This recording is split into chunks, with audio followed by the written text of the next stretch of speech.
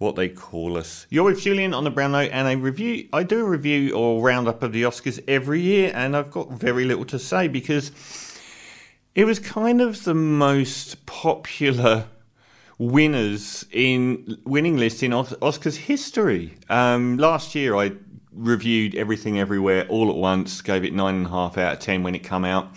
Said it would win, or would very likely win, Best Picture, Best Actress and Best Screenplay and Best Director, or at least be the front runner, and be nominated for Supporting Actors. I didn't pick out that they would win both the Supporting Actor categories as well, but it's a very interesting ideological shift because the Marvel Universe, of which this is analogous, the Russo brothers produced it, have barely got a mention ever in the Oscars. In fact, other than Lord of the Rings, very few of the fantasy or sci-fi world has ever been recognised by the Oscars.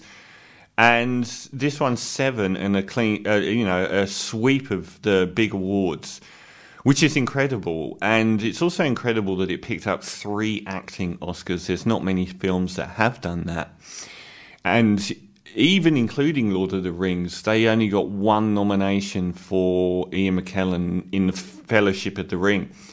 So there's been virtually no Oscars for anyone involved in sci-fi or fantasy movies. The Joker has actually won 2 Oscars, Joaquin Phoenix and Heath Ledger. But other than that, virtually nothing.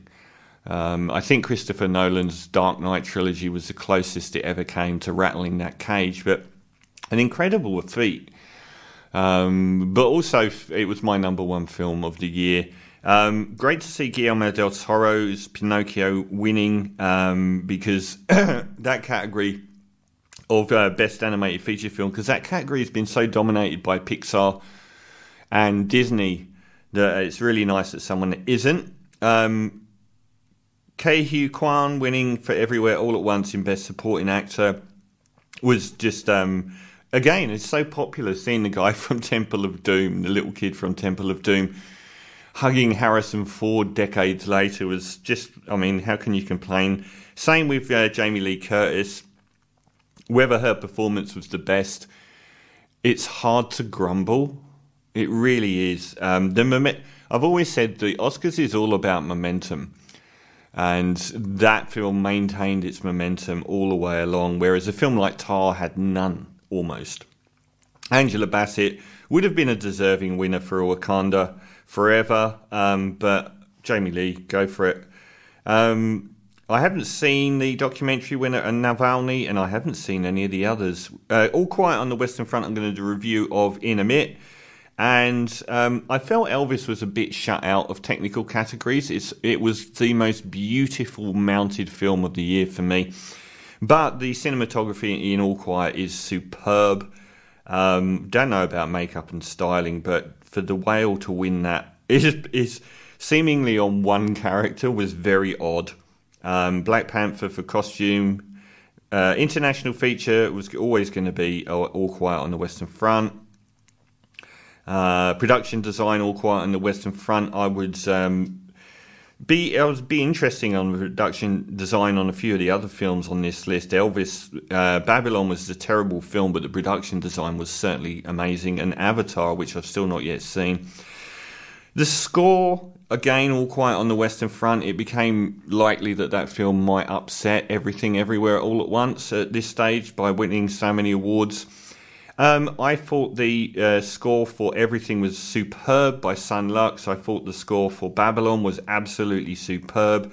Banshees of Inisherin got completely shut out, but that had a beautiful soundtrack. I kind of feel like The Northman really had an utterly sublime soundtrack as well, but the soundtrack for All Quiet was at least a worthy one. I haven't seen Avatar, which won Best Visual Effects. Original screenplay, it would have been a corruption in The Matrix for Everything Everywhere. One of the most imaginative uses of cinema this century not to win screenplay. I think All Quiet on the Western Front lost Best Picture when, was it Sarah Pullman won adapted screenplay for Women Talking. I think that was when it was like, well, it's not going to be your night. Great to see Top Gun pick up a sound award. It didn't really matter what award it won as long as it got one. And great to see Naatu from Triple R win for song, normally the worst category of all. Editing Everything All at Once, again, mixing up those multiverses the way they did, a very deserving winner. And the directors, Daniel Scheinert and Daniel Kwan, again.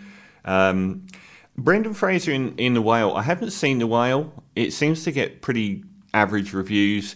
And I have seen that he won an Oscar basically based on one scene in that film. I feel really sad for Colin Farrell. I know that Austin Butler was a favourite for Elvis, but I kind of have a problem with people doing impersonations of celebrities winning every year. So even though he was magnificent in that film, I thought Colin Farrell delivered a really consummate, rounded performance with no histrionics, no reliance on big emotion. It was all subtlety. It was beautifully comedic. So I thought he was a bit let down there. I really wanted Michelle Yeoh to win Best Actress, and she did. I said it would be a tragedy if she didn't. Was her performance better than Cate Blanchett? Well, Cate Blanchett's going to get nominated for another 6 or 7 Oscars. She's always going to get nominated, so I really wanted it to be Michelle's year. But I love the fact that she was near 60 years old and nominated in a role that qualified as both comedic and action star.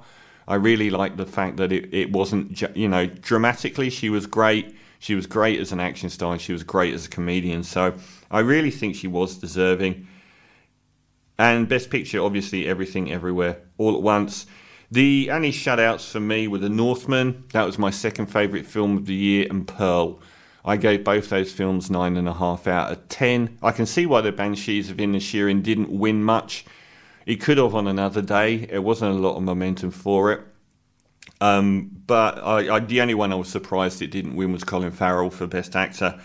But for me, The Northman being shut out in the soundtrack, the sound, the editing and the cinematography was inexcusable. Wiped the floor with Half the Lift. And Pearl, obviously the acting in Pearl of Mia Goth was off the charts amazing.